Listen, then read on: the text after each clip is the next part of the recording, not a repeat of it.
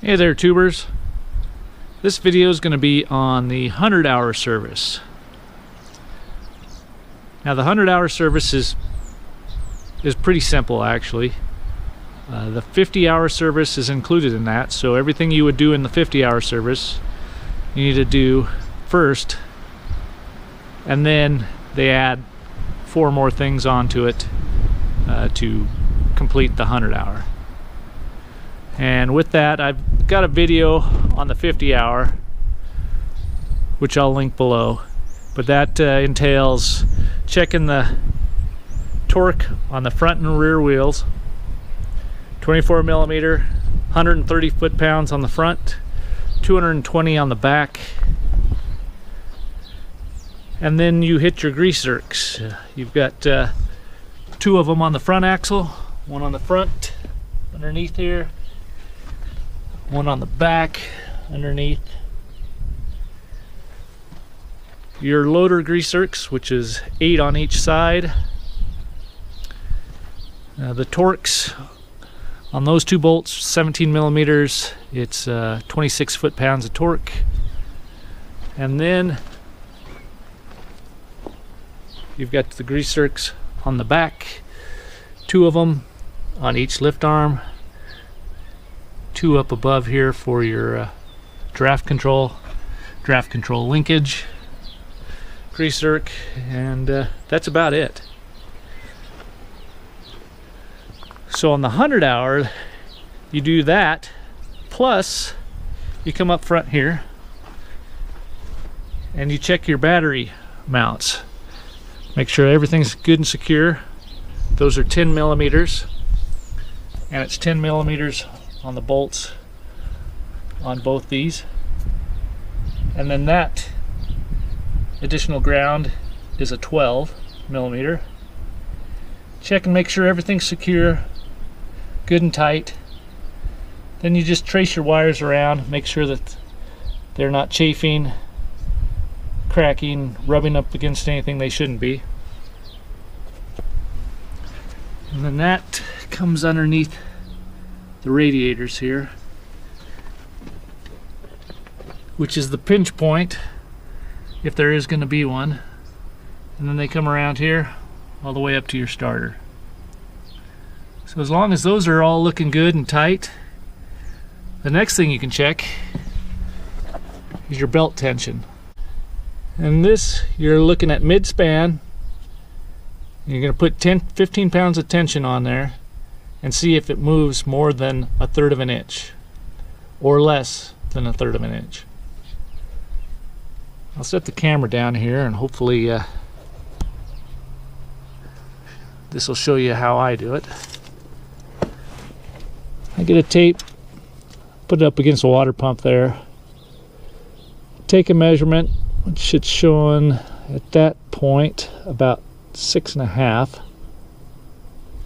My calibrated finger here, I'll put about 15 pounds of pressure on it, and it's about 6 1/8. So we're pretty close to that 1/3 of an inch, so I won't be adjusting that. But if you had to, you've got a bolt here, a bolt up here, loosen those, either put some tension on it or take some off if need be, then tighten those back up and you're good to go. And from there, then you move in and you check your brake pedal Freeplay. Now in my initial 50-hour video, I actually had to adjust these, but I'll show you what you have to do just to check them anyway.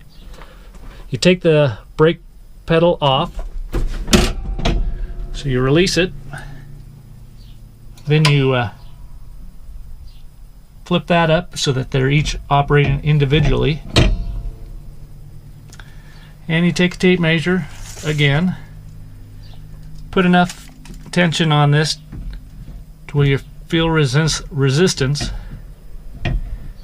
and hold it there.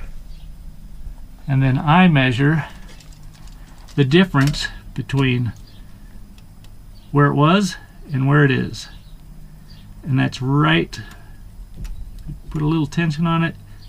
It's just barely over an inch.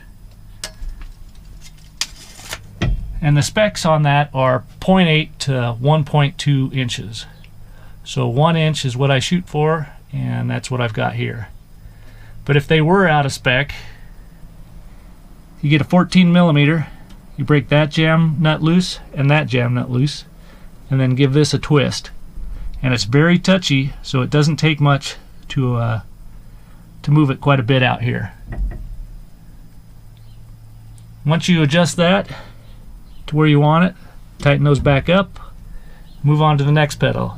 Do the same thing till you feel resistance, put the tape measure on, measure it, and if that one needs adjusted, you come over to the other side and you've got the same thing. Again, 14 millimeters. Pretty simple check.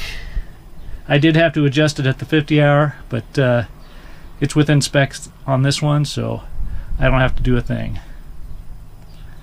And then lastly, on this 100 hour, you crawl underneath and you find your fuel line, and you check connections and the hoses and kind of trace them all the way back. I don't know if this camera's going to get a good shot of them or not, but it goes from the left side of the tractor here all the way around to the right side, and they come back up in through here, and you just trace them around up to your fuel filter, and then there is a line, if I can get up there and show you, that comes up here and is part of your DPF. And what that is it's injecting a small amount of fuel into this can to burn off the soot that builds up over time. And you just give everything a good general check over, and that's about it. This shouldn't take you more than maybe 25-30 minutes, and you'll be back in shape. But that's the 100 hour. If you have any questions or comments, leave them below. Otherwise, I'll talk to you later. Bye-bye.